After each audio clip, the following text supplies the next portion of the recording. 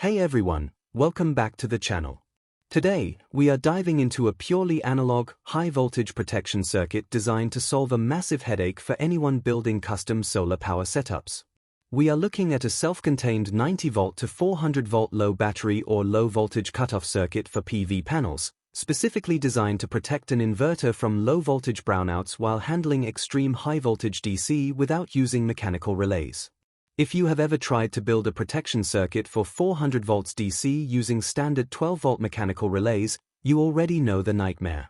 DC voltages this high do not have a zero crossing point like AC does, meaning when the relay contacts try to snap open under a heavy load, a continuous plasma arc forms across the contacts. This arc can easily weld the contacts shut or explode the low-voltage logic side of your board. To completely eliminate that hazard, this design replaces the mechanical relay with a high-voltage N-channel MOSFET that switches the ground or negative side of the inverter. But the real magic of this circuit lies in how it handles the latching logic when a fault occurs, utilizing a solid-state regenerative latch centered around a C106 silicon-controlled rectifier, or SCR. Let us break down the circuit schematic from the input side down to the control logic. At the top left, we have our high-voltage PV input, which can swing anywhere from 90V all the way up to 400V DC. This rail feeds the positive input of the inverter directly. To power our control logic and monitor the voltage, we run the PV line through a robust voltage drop network. Instead of using a single large resistor that would cook itself, the design cleverly splits the resistance across three 12K ohm, 5W wire-wound or cement resistors connected in series. This gives us a total resistance of 36K ohms. When the system is running normally at 400V and the SCR is triggered, this 45K ohm chain drops the voltage down safely, splitting the heat load so each resistor only dissipates around 1.2 watts.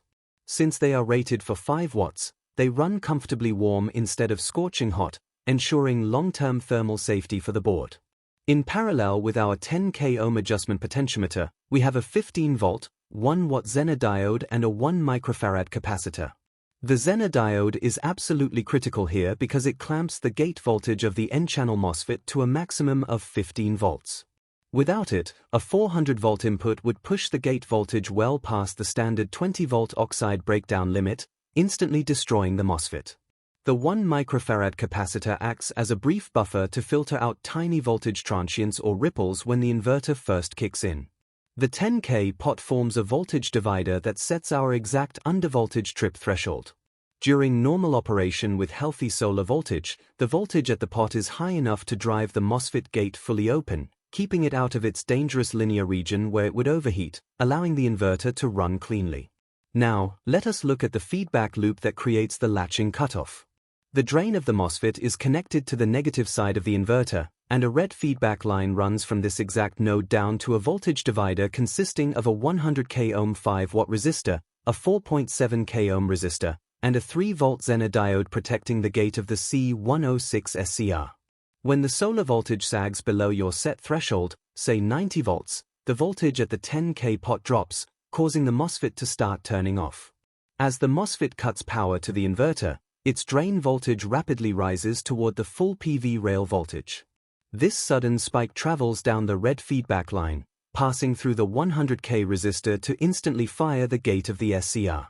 Once the SCR receives this trigger pulse, it snaps wide open and clamps the MOSFET gate node directly to ground through the normally closed manual reset push button. Because the gate is now forced to ground, the MOSFET slams completely shut, isolating the inverter and stopping any chattering or oscillations. Even though the trigger pulse from the drain disappears once the circuit trips, the SCR stays permanently latched on because the 36K ohm resistor chain provides just under 2 mA of continuous holding current at 90V, which is the perfect sweet spot to keep a sensitive C106 or a BT169 variant locked down.